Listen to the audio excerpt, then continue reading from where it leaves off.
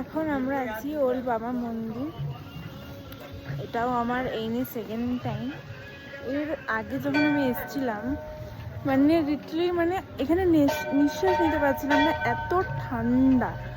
তার মানে সিকিভাগও নেই, শুধু হাওয়া দিচ্ছে, হাওয়া দিলে ঠান্ডা, প্রচণ্ড রোদ্দুর। আর মিনিমাম 1 উইক পর থেকে এইসব জায়গায় আর আলাদা 1 উইক 2 উইকস পর থেকে প্রচণ্ড বরফ পড়বে।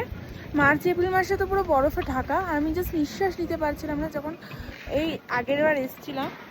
তো আমার পিছনের ভিউ হচ্ছে এই যে অসাম অসাম।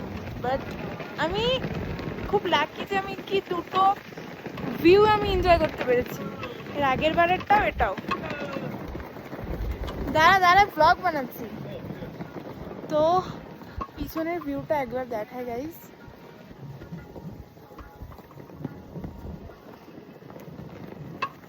এই যে এখনো ফটোশুট করা বাকি, দেখো দেখো দারুণ দারুণ। আমি দুটো ভিউ এনজয় করলাম, এর আগেরটাও এটাও। বাট মানে পাহাড়ে এগুলোই মজা, যে মানে কখন ঠান্ডা কখন ইয়ে। এখন প্রচণ্ড রোদ। হ্যাঁ, আর এই যে আমার পিছনে মন্দির। এই যে আমি যাবো না এখন মন্দিরে, কারণ আগের বার গেছিলাম। আর এগুলো তোমরা মোটামুটি সবার ব্লগেই দেখতে পাবে।